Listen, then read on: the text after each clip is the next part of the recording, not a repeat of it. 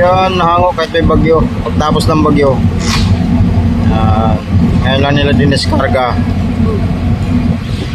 Kasi may walang hango eh. Yan.